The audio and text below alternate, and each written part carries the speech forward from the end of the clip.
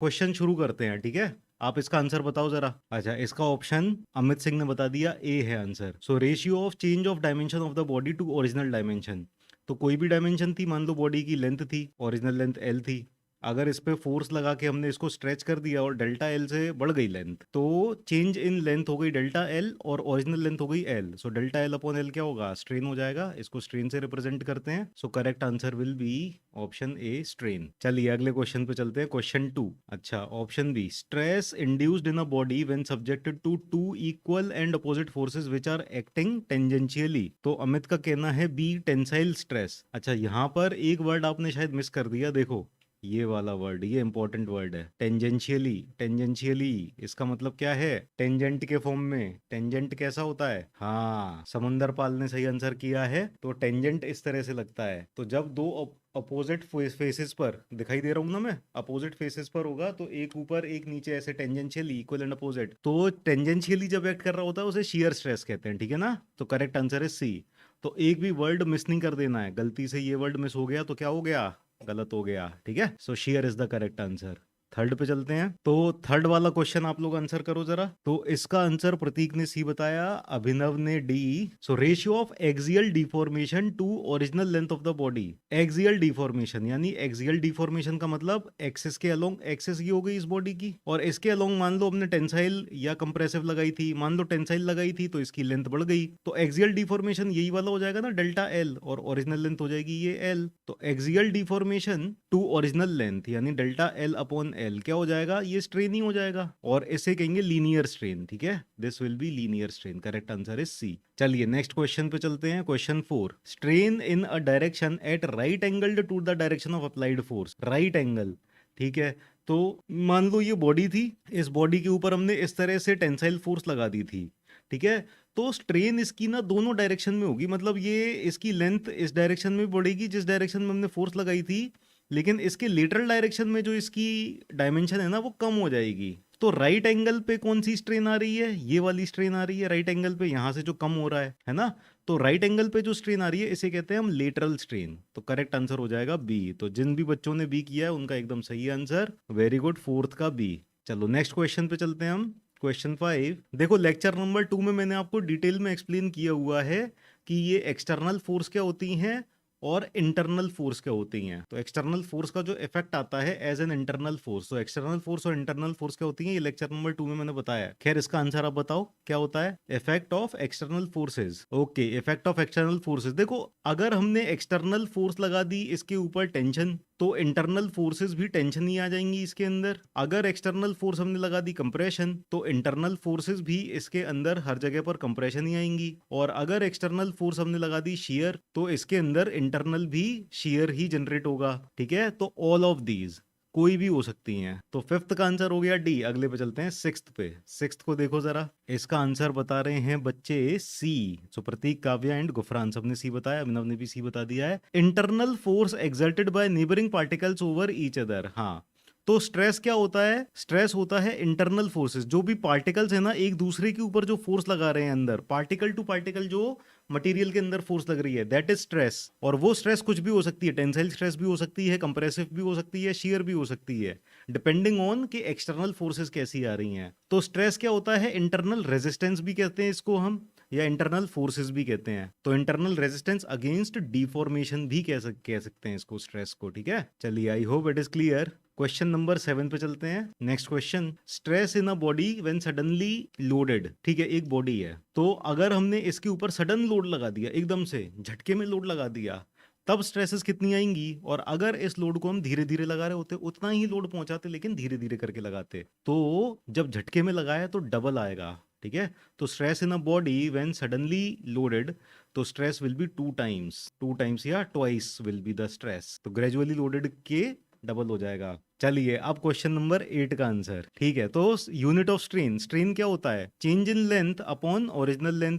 Length की unit अगर आप एमएम में रखोगे, चेंज इन लेंथ की ये भी एमएम में ही रखनी पड़ेगी, एमएम कैंसिल हो जाएगा। अब ये लेंथ की कोई भी यूनिट्स हो सकती हैं, बट बेसिकली क्या होगा, ऊपर और नीचे वाली दोनों ये लेंथ की यूनिट है, ये कैंसिल हो जाएंगी। स्ट्रेन की यूनिट बचेगी नो यूनिट, कोई यूनिट ही नहीं बचेगी स्ट्रेन की। ठीक है, तो correct answer is D. Very good. चलिए question number 9, a pull of 20 ton. तो सब लोगों का कहना है ए। तो देखो स्ट्रेस कैलकुलेट करना है। स्ट्रेस क्या होगा, sigma. Sigma is equal to, ये कौन सी फोर्स है, पुल लगाया है, टेंसाइल लोड लगाया है, ठीक है, तो फोर्स अपॉन एरिया हो जाएगा। फोर्स क्या हो जाएगा हमारा 20 टन और एरिया है 40 सेंटीमीटर स्क्वायर, तो ये आ रहा है 0.5 टन पर सेंटीमीटर स्क्वायर। लेकिन ये गलत है आंसर। अच्छा, ये आंसर गलत क्यों है? क्योंकि यहाँ पर एक शब्द मिस कर दिया। कौन सा शब्द मिस कर दिया? Suddenly applied. सडनली अप्लाइड होगा तो क्या होगा, 2 टाइम्स नहीं हो जाएगा इसका सडनली अप्लाइड में?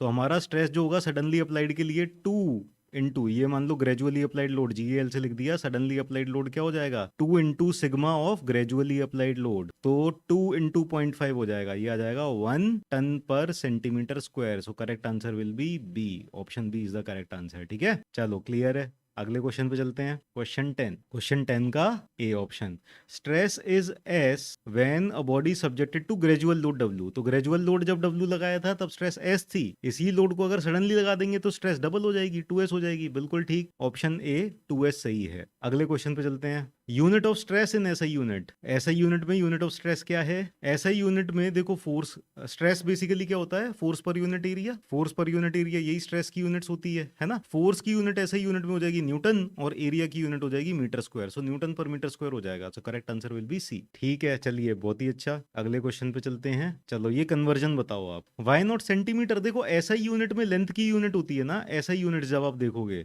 तो वहां पर लेंथ की यूनिट मीटर होती है, नॉट सेंटीमीटर। ठीक है, इसलिए चलो 12th का बताओ। 1 न्यूटन पर mm square is equal to pascal, mega pascal, giga pascal या किलो पास्कल। सबसे पहले पास्कल समझ लेते हैं। पास्कल क्या होता है? पास्कल होता है 1 न्यूटन पर मीटर स्क्वायर। ठीक है, और 1 न्यूटन पर mm स्क्वायर को कन्वर्ट करना है, तो 1 न्यूटन पर mm स्क्वायर को अगर इस mm स्क्वायर को मीटर स्क्वायर में कन्वर्ट करना है तो 1 mm में कितने मीटर होते हैं? 10⁻³ मीटर होते हैं ना। तो 1 न्यूटन पर mm इंटू mm लिख सकते हैं mm स्क्वायर को, और 1 न्यूटन 1 mm को लिख दिया 10⁻³ मीटर। दूसरा वाला जो mm था उसको भी लिखेंगे 10⁻³ मीटर। तो क्या हो जाएगा, ये हो जाएगा 10⁻⁶, और ऊपर पहुंच जाएगा ये 10⁻⁶। तो 10⁻⁶ न्यूटन पर mm स्क्वायर। नाउ 10⁻⁶ को हम मेगा भी लिख सकते हैं, तो ये हो जाएगा 1 मेगा न्यूटन पर mm square. Sorry, mm square नहीं है ये, तो मीटर स्क्वायर हो जाएगा ना। ये मीटर स्क्वायर हो जाएगा, मीटर स्क्वायर, तो 1 मेगा पास्कल हो गया। ठीक है, तो इसका आंसर हो गया बी, ऑप्शन बी। समझ में आ गया सबको कन्वर्जन कैसे करना है? चलिए आगे चलते हैं। ये वाला बार, ये बताओ लार्जेस्ट इंटरनल फोर्स कितनी होगी इस बार के अंदर? 13 किलो न्यूटन। ठीक है, रोहित का कहना है 13 किलो न्यूटन। और बाकी बच्चे, लोड नहीं दिख रहा है, रुको लोड दिखा देते हैं। देखो यहाँ पर लोड इस तरह से लग रहा है, ये है 10 किलो न्यूटन। ठीक है, इस पॉइंट पर जो लोड लग रहा है इधर पर, ये हो गया 12 किलो न्यूटन। इस पॉइंट पर लोड ऐसे लग रहा है 15 किलो न्यूटन, और इस पॉइंट पर इधर पर लोड लग रहा है। डायरेक्शन समझ में आ रही है ना? अभी लोड और डायरेक्शन में कोई दिक्कत? जूम कर दें, रुको थोड़ा सा जूम कर देते हैं इसको। अभी ठीक है, अभिनव ने कह दिया ऑप्शन बी है सही। चलो देख लेते हैं। देखो यहाँ से यहाँ तक इतने पार्ट में अगर आप देखोगे तो देखो हम ना लेफ्ट साइड से कैलकुलेट करना चालू करते हैं। नहीं, लेफ्ट नहीं है, सॉरी, राइट है ये। राइट से देखो, अभी यहाँ पर 10 किलो न्यूटन अकेली है। इस जगह पर देखें तो अकेली 10 किलो न्यूटन है, और इस पूरे रीजन में फोर्सेस चेंज नहीं होंगी क्योंकि और कोई फोर्स नहीं आई है ना, अकेली 10 ही है। तो यहाँ पर 10 किलो न्यूटन इतनी रीजन में हो जाएगी, 10 किलो न्यूटन कंप्रेसिव, क्योंकि टुवर्ड्स द सेक्शन जा रही है। अब ये ग्रीन वाले पार्ट में अगर हम आए तो ग्रीन वाले पार्ट में आप देख सकते हो कि 10 तो यहाँ पर थी ही इसकी तरफ, और 12 इससे अवे थी। तो 10 जब इसकी तरफ थी तो वो कंप्रेशन दे रही है, और 12 जब इससे अवे है तो वो टेंशन दे रही है। तो 10 कंप्रेशन और 12 टेंशन, तो बचा कितना? 2 किलो न्यूटन टेंशन बचा यहाँ पर। ये ग्रीन वाले पार्ट में 2 किलो न्यूटन टेंशन हो गया। अब ये वाला पार्ट देख लेते हैं, यहाँ से यहाँ तक 10 कंप्रेशन था, ये ऐड हो गया, 12 टेंशन था, ये भी ऐड हो गया। फिर से 15 की डायरेक्शन देखो इसी तरफ है यहाँ पर, तो 15 भी कंप्रेशन दे रहा है। तो 10 और 12 का तो रिजल्टेंट 2 किलो न्यूटन बचा था, 2 किलो न्यूटन में 15 हट गया। ठीक है, क्यों? क्योंकि ये टेंशन था और ये 15 कंप्रेशन था। तो 15 कंप्रेशन में से 2 टेंशन चला गया, तो यहाँ पर बचा 13 किलो न्यूटन कंप्रेशन। ठीक है, ये क्लियर है। और अब यहाँ पर आते हैं, 13 कंप्रेशन से 20 टेंशन आ गया, तो यहाँ पर बचा 7 किलो न्यूटन टेंशन। तो अकेला मैग्नीट्यूड पूछा है यहाँ पर 7, 13, 2, 10। 7, 13, 2, 10 में से मैक्सिमम कौन सा है? Maximum is 13 kilo Newton, so correct answer हो जाएगा बी। ये बताओ इस वाले क्वेश्चन में किस किस को कोई डाउट है? इस क्वेश्चन में किसी को कोई डाउट है तो पूछो, तब तक मैं कमेंट पढ़ रहा हूँ आपके। सारे सब्जेक्ट कवर करवा देंगे, बिल्कुल करवाएंगे। क्वेश्चन 14, यहाँ पर क्रॉस सेक्शनल एरिया दे रखा है 8000 mm²। चलो, चंदन पाल ने बताया है आंसर इज 20। अक्षय ने भी बताया है डी। हाँ, तो देखो सिंपल है, summation F X equal to 0 कर देना है। पूछा क्या है, फोर्स पी कितनी है, यहाँ पर फोर्स पी लग रही है, इधर पर फोर्स पी पूछी है कि इक्विलिब्रियम मेंटेन करने के लिए कितनी फोर्स की जरूरत है। सारी की सारी एक्स डायरेक्शन में फोर्सेस हैं, summation F X equal to 0 कर देते हैं। अब मान लेते हैं जो राइट की तरफ लग रही है ये पॉजिटिव है और जो लेफ्ट की तरफ लग रही है वो नेगेटिव है। तो 50 किलो न्यूटन लेफ्ट की तरफ जा रही है, माइनस मान लिया, माइनस 50 किलो न्यूटन। पी भी लेफ्ट की तरफ जा रही है, ये भी माइनस हो गई। 30 किलो न्यूटन प्लस हो गई क्योंकि ये राइट की तरफ जा रही है। 40 भी प्लस हो गई क्योंकि ये राइट की तरफ जा रही है, इक्वल टू 0। सारी की सारी फोर्सेस का समेशन इक्वल टू 0 कर देंगे तो 30 40 हो गया 70, 70 में से 50 गए 20 और 20 minus P is equal to 0 हो गया। So P is equal to 20 kilo newton. आ गया आंसर। आसान सा क्वेश्चन था, अरे वाह डी। हाँ, जो क्रॉस सेक्शनल इंफॉर्मेशन है वो यहाँ पर एक्स्ट्रा दे दी है, इसका कोई मतलब ही नहीं है ना। स्ट्रेस कैलकुलेट करते तब इसका काम आता। चलिए, तो क्वेश्चन 15 पे चलते हैं। Next question, so ratio between change in volume and original volume of the body, so delta V upon V. तो इस देखो, change in length upon original length क्या होती है, ये होता है स्ट्रेन, लेकिन लीनियर स्ट्रेन कहते हैं इसको। Change in volume upon original volume, ये हो जाएगा वॉल्यूमेट्रिक स्ट्रेन। अच्छा, वॉल्यूमेट्रिक स्ट्रेन एक और फॉर्मूला मैंने लिखाया था, E X plus E Y plus E Z. याद है सबको, ये वाला फॉर्मूला याद है? और एक और था sigma X plus sigma Y plus sigma Z whole upon E, और यहाँ पर क्या था 1 माइनस 2 म्यू। ठीक है, ये दोनों फॉर्मूले भी वॉल्यूमेट्रिक स्ट्रेन के हैं। इन दोनों का डेरिवेशन करा रखा है मैंने थ्योरी क्लास में, तो थ्योरी क्लास देख लेना। नेक्स्ट क्वेश्चन देखो आप, बताओ इसका आंसर। अरे सी इतनी जल्दी बोल दिया। चलो, बीसी वाले पोर्शन में है ना, डीडीए जेई सबके क्वेश्चंस हो जाएंगे यहीं प्रैक्टिस, आपको अलग अलग किसी के करने की जरूरत नहीं है, सब कुछ इसी में ही हो जाएगा। चलो इसको सॉल्व करते हैं। Member ABCD is subjected to a force system, resistive force in part BC. Part BC में कितना होगा, तो या तो लेफ्ट साइड से देख लेते हैं या राइट साइड से देख लेते हैं, दोनों तरफ से सेम ही आएगा। चलो पहले राइट साइड से देखते हैं। तो राइट साइड से देखा तो सबसे पहले 130 टेंसाइल दे रहा है और 450 कंप्रेसिव दे रहा है, तो इन दोनों का डिफरेंस कितना बचा, 450 माइनस 130 कितना बचा यहाँ पर 320। ये 320 कंप्रेसिव बचा, तो 320 कंप्रेसिव हो जाएगा answer. Correct answer will B D. और एक बार हम लेफ्ट साइड से भी देख लेते हैं। लेफ्ट साइड से अगर कैलकुलेट करेंगे तो क्या आएगा, 365 कंप्रेसिव है और 45 टेंसाइल है, तो 365 में से 45 गए, अगेन 320 कंप्रेसिव बचा। ठीक, तो correct answer is D. Clear है ना सबको? चलो आगे चलते हैं। नेक्स्ट क्वेश्चन 17, इसका आंसर डी बोला। A bar of uniform section of 400 mm², तो ये क्रॉस सेक्शनल एरिया दे दिया। स्ट्रेस एट सेक्शन 11, यहाँ पर स्ट्रेस पूछी है, तो फोर्सेस तो दे ही रखी हैं, तो यहाँ पर भी स्ट्रेस कैलकुलेट करने के लिए यहाँ पर फोर्स पता होना चाहिए ना। तो स्ट्रेस क्या हो जाएगा, सीधे फोर्स अपॉन एरिया हो जाएगा। फोर्स कैसे पता करेंगे, या तो लेफ्ट साइड से या राइट साइड से। तो यहाँ पर 30 किलो न्यूटन दे रहा है, 30 किलो न्यूटन कंप्रेसिव दे रहा है और 10 किलो न्यूटन टेंसाइल दे रहा है, तो 20 कंप्रेसिव बचा। सो 20 और आंसर है न्यूटन में, तो 1000 से मल्टीप्लाई कर दिया, डिवाइडेड बाय 400, ये आ गया, 2 0 यहाँ गए। सो 200 डिवाइडेड बाय 4, ये हो जाएगा 50 न्यूटन पर mm²। तो correct answer will be B. और यहां से भी देखेंगे तो 40 कंप्रेसिव और 20 टेंशन, तो बचेगा यहाँ पर 20 कंप्रेसिव ही, तो जो उस साइड से आएगा वो इस साइड से आएगा, है ना। So B is the correct answer. ठीक है, बिल्कुल सही, सारे बच्चों ने सही आंसर किया। इसका आंसर A2 बताया। हाँ, stress due to suddenly applied load is 2 times that of, बिल्कुल सही है, करेक्ट आंसर इज ए। बिल्कुल। चलिए अगले क्वेश्चन पे चलते हैं। नेक्स्ट इज 19, इसको सॉल्व करो जरा। ए आंसर बताया, स्क्वायर स्टील रोड, इसका क्रॉस सेक्शनल एरिया दे दिया, एक्सियल लोड ये रहा, स्ट्रेस कैलकुलेट करना है, तो स्ट्रेस अगेन हो जाएगा फोर्स अपॉन एरिया, तो फोर्स हो गई 100 किलो न्यूटन। किलो न्यूटन पर मीटर स्क्वायर ही है, तो हम इसको कन्वर्ट नहीं कर रहे, फोर्स को तो कन्वर्ट करने की जरूरत नहीं है, लेकिन इसको जरूर कन्वर्ट करने की जरूरत है। तो 20 इंटू 10⁻³ और ये भी हो जाएगा 20 इंटू 10⁻³, तो ये हो जाएगा 100 इंटू 10⁻6 डिवाइडेड बाय 400। ठीक है, तो 100/400 1/4, ये हो जाएगा 0.25 इंटू 10⁻6, तो यानी 25 और इसके बाद आ जाएंगे 4 जीरो, 1 2 3 4, हो जाएगा किलो न्यूटन पर मीटर स्क्वायर। कोमा लगा दें, एक यहाँ पर एक यहाँ पर, 2,50,000 किलो न्यूटन पर metre square. So correct answer is option A. Very good. चलो ये वाला आंसर सबको क्लियर है मेरे ख्याल से। अगले क्वेश्चन पे चलते हैं, सॉल्व करो और आंसर बताओ। चलो, प्रिंस ने बताया option A, steel bar having cross sectional area 100 पाई, तो ये जरूर सर्कुलर सेक्शन रहा होगा, इसीलिए पाई के टर्म्स में दे दिया। Is subjected to a tensile force इतना, तो टेंसाइल स्ट्रेस कितना आएगा, तो स्ट्रेस आ जाएगा फोर्स अपॉन एरिया। तो मेगा पास्कल में आंसर्स हैं, तो हम इसको किलो न्यूटन को न्यूटन में कन्वर्ट कर लेंगे, तो 40 इंटू 10⁻3 न्यूटन में कन्वर्ट कर लिया इसको, डिवाइडेड बाय mm स्क्वायर, तो 100 पाई हो जाएगा। ठीक है, तो 2 जीरो इधर से चले गए, 400 डिवाइडेड बाय पाई हो जाएगा, ये हो जाएगा न्यूटन पर mm स्क्वायर। अच्छा, 4/3 कितना होता है, ये 1.33 होता है, ये तो हमको पता है। और पाई क्या होता है, 3 से ज्यादा होता है, तो यानी ये 133 से तो कम आ जाएगा, 400/पाई 133 से कम आ जाएगा। तो जो ऑप्शन 133 से कम दिखाई दे रहा है वो टिक कर देंगे, ये नहीं है, ये नहीं है, ये नहीं है, ये नहीं है, कैलकुलेशन करने की जरूरत नहीं पड़ी, ऐसे ही हो गया। ठीक है, करेक्ट आंसर इज ए। इसका आंसर प्रतीक ने बताया ए। चलो और सोचो जरा, एक माइल्ड स्टील बार है, उसकी लेंथ एल है, विड्थ बी है, थिकनेस टी है, इसके ऊपर एक पुल पी अप्लाई कर दिया, तो 21 का अमित ने डी बताया, शिव ने डी बताया, अभिनव ने डी बताया।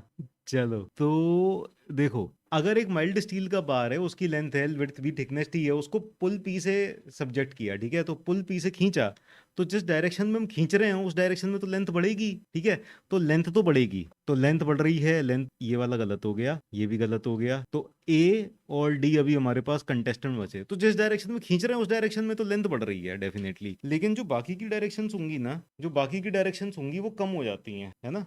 ऐसे जब खींचते हैं ना तो साइड में ये पतला हो जाता है, ऐसे ये वाली डायमेंशन भी कम हो जाती है, ये भी कम हो जाती है, तो बाकी की दोनों कम हो जाएंगी, तो लेंथ इंक्रीज होगी, विड्थ और थिकनेस कम हो जाएंगी, तो करेक्ट आंसर डी हो जाएगा इसका। ठीक है, सबको समझ में आ गया ना। हाँ, लेटरल डायमेंशन डिक्रीज होंगी, लेंथ इंक्रीज हो जाएगा। ठीक है, करेक्ट है। चलो 22 पे चलते हैं, इसको सॉल्व करो जरा। हाँ, कौन सी डायरेक्शन में पुल कर रहा है, जब ये नहीं बोला ना कौन सी डायरेक्शन में पुल कर रहा है, तो हम लेंथ की डायरेक्शन में मानेंगे। इसका आंसर आपने बी बताया। सो एक्सियल लोड 40 किलो न्यूटन, सो 40 इंटू 10⁻3 कर देते हैं, divided by cross sectional area 20 into 20, तो ये हो जाएगा 4, 1 2 3 जीरो इधर हो गए, 20 20, 1 0 1 0 1 0 1 0, 400/4, यानी ये हो गया 100 mega pascal. Correct answer is B. चलो अब ये क्वेश्चन 23 करो जल्दी से सॉल्व। तो देखो, ये वाले फॉर्मूले के ऊपर बहुत सारे क्वेश्चन है ना, stress equal to force upon area, ऐसे ही सिंपल सिंपल से ही आते हैं। एसएससी जेई में, स्टेट सर्विसेज में फोर्स अपॉन एरिया पे ही कितने सारे क्वेश्चंस हैं, लेकिन यहाँ पर जल्दबाजी में वही गड़बड़ हो सकती है जो एक बार और कर चुके हैं। कौन सी गड़बड़, इस पे ध्यान ना देना। हाँ, तो ये हो जाएगा 2p/8, सो 2 इंटू पी, फोर्स कितनी है 100 किलो न्यूटन, सो 100 इंटू 10⁻3 अपॉन एरिया कितना हो गया 100 सेंटीमीटर स्क्वायर एरिया है, तो 100 सेंटीमीटर स्क्वायर को mm स्क्वायर में कन्वर्ट करना पड़ेगा, तो ये 2 बार 10 मल्टीप्लाई कर दिया, तो ऊपर कितने जीरो हो गए 3 4 5, और नीचे भी 2 4 4 जीरो नीचे 5 ऊपर, तो ये हो जाएगा 20 mega pascal. Correct answer is option B. चलो, when a load is transferred, चलो ये वाला क्वेश्चन करो जरा, ये एसएससी जेई में आया है 24 का सी। ठीक है, चलो, when a load is transferred through one surface to another surface in contact, तो एक सरफेस से दूसरे सरफेस पर कॉन्टैक्ट में दूसरा सरफेस होगा, उससे फोर्स ट्रांसफर करेंगे तो शियरिंग स्ट्रेस। और एक और वर्ड वैसे इसमें लिखना चाहिए था, टेंजेंशियली, टेंजेंशियली और मेंशन किया जाना चाहिए था, उससे एकदम क्लियर कट हो जाता कि शेयर की बात कर रहे हैं अभी ना। खैर, फिर भी हम शेयर स्ट्रेस ही मार्क करेंगे इसका आंसर। ठीक है, तो करेक्ट आंसर इज सी। अगले क्वेश्चन पे चलते हैं, question 25, gradually applied static loads. चलो आप लोग पढ़ो और आंसर करो। 25 का क्या है, बियरिंग भी समझा दें। चलो ये वाला क्वेश्चन करो, इसके बाद बियरिंग समझाते हैं। 25 का डी, तो ग्रेजुअली अप्लाइड स्टैटिक लोड। देखो, स्टैटिक लोड का मतलब क्या होता है, दो तरह के लोड हो गए, स्टैटिक और डायनेमिक। डायनेमिक में कुछ भी हो सकता है, जैसे डायनेमिक में विंड लोड हो गया, अर्थक्वेक लोड हो गया, इस तरह के हो गए, इम्पैक्ट लोड हो गया, है ना। तो डायनेमिक में क्या होता है, उनका मैग्नीट्यूड भी चेंज हो सकता है। विंड लोड या अर्थक्वेक का हम कह नहीं सकते कि मैग्नीट्यूड कितना आएगा, कुछ भी हो सकता है, ऊपर नीचे। डायरेक्शन भी, कभी विंड इस डायरेक्शन से जा रही है, कभी इस डायरेक्शन से जा रही है, डायरेक्शन भी चेंज हो जाती है, पॉइंट ऑफ एप्लीकेशन भी चेंज हो जाता है, तो ये सब चेंज होते रहते हैं डायनेमिक लोड में। लेकिन स्टैटिक लोड में ना मैग्नीट्यूड चेंज होगा, ना डायरेक्शन चेंज होगी, ना पॉइंट ऑफ एप्लीकेशन चेंज होगा। स्टैटिक लोड का मतलब यही है कि जिस जगह पर जितना लग रहा है उतना ही वैसे का वैसे ही लगता रहेगा, है ना। So do not change with time in their all these three things. So correct answer is D, all the options are correct. अगले क्वेश्चन पे चलते हैं। हाँ, बियरिंग का पूछा था, बियरिंग बता देते हैं। देखो जैसे कंप्रेसिव फोर्स है ना, तो कंप्रेसिव फोर्स की वजह से कंप्रेसिव स्ट्रेसेस आएंगी यहाँ यहाँ यहाँ यहाँ यहाँ यहाँ, है ना। इसी तरह से एक बियरिंग होता है, बियरिंग भी कंप्रेसिव का ही एक तरह से भाई है। जैसे यहाँ पर जब हमने इस तरह से इसके ऊपर मान लो कुछ फोर्स लग रही है ऐसे, तो ये सरफेस पे जिस जगह पर एक दूसरे के साथ बियर कर रहे हैं, है ना, तो वो सरफेस पे जिस जिस जितनी जितनी जगह पर ये आपस में कांटेक्ट में है ना, जितनी जितनी जगह पर कंप्रेसिव आ रही है, तो वो हो जाएगी वहां पर बियरिंग स्ट्रेसेस। ठीक है, ये हो जाता है बियरिंग। हाँ, बियरिंग कंप्रेसिव इन नेचर होगी, और दो सरफेस अगर एक दूसरे पर बियर कर रहे हैं तो वो सरफेस टू सरफेस है, बस यहाँ यहाँ पर, ये हो जाएगा बियरिंग। आगे चलते हैं, क्वेश्चन 26। देखो यही क्वेश्चन कई बार आ चुका है, लेकिन इसी क्वेश्चन को एसएससी जेईई में थोड़ा सा अलग तरीके से पूछ लिया, मतलब लैंग्वेज बस चेंज कर दी है, बाकी तो सब वही है। बिल्कुल सही है, इसका आंसर ए। ठीक है, करेक्ट आंसर इज ए। 2-3 बार आ चुका है, अब एक्सप्लेन करने की जरूरत रही नहीं इसकी। चलो ये बताओ, shear stress is tangential stress, बिल्कुल ठीक है। हाँ, तो ये लेक्चर नंबर 4 में मैंने आपको बताया था, लेक्चर 4।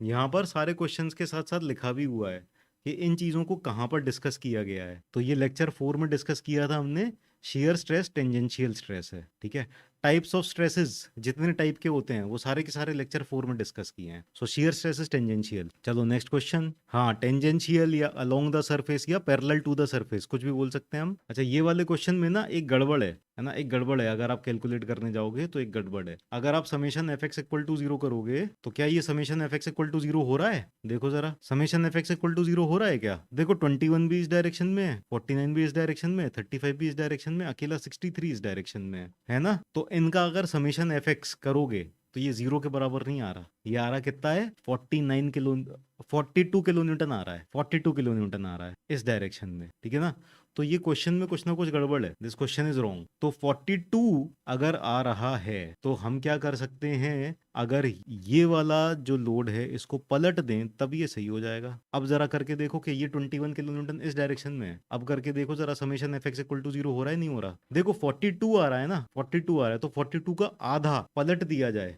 तब सही हो जाएगा। 21 वाले को पलट दो, ठीक है। तो अब summation F X equal to 0 हो रहा है, तो या तो ये जो क्वेश्चन पूछा गया था यहाँ पर इस पेपर में ही, क्वेश्चन पेपर में गड़बड़ थी, या फिर बुक में जो दिया हुआ है बुक के अंदर टाइपिंग एरर हो गया है, जो भी हो गया है, लेकिन हमने इसको अब सही कर लिया। अब इसको सही कर लिया, अब ये बताओ क्यू आर सेगमेंट में, इस वाले सेगमेंट में कितनी स्ट्रेस आएगी। तो पहले तो फोर्स निकाल लेते हैं। तो 49 इधर ये दे रहा है टेंसाइल और 21 इधर ये दे रहा है कंप्रेसिव। तो 49 में से 21 गए, ये बचा 28, 28 टेंसाइल बचा। सो 28 किलो न्यूटन को हम न्यूटन में कन्वर्ट कर लेते हैं, 1000 से मल्टीप्लाई हो गया, और cross sectional area 700 mm square दिया था, 700 से डिवाइड कर दिया, ये 2 0, सो 280/7, 7 4 28 होता है, तो ये हो जाएगा 40 मेगा पास्कल। ये तो correct answer will be option ए। ठीक है, तो 40 आ गया इसका आंसर। क्लियर है सबको? अगले क्वेश्चन पे चलते हैं, कोई भी डाउट हो तो पूछ लेना। तो देखो ये वाला लेक्चर 2 में मैंने बताया था कि एक्सटर्नल फोर्स की वजह से इंटरनल फोर्स कैसे आते हैं, और इंटरनल फोर्स की वजह से जो इंटरनल स्ट्रेसेस आती हैं वो कैसी आती हैं। तो इसका आंसर बताओ जरा, डी है इसका आंसर। When a body is subjected to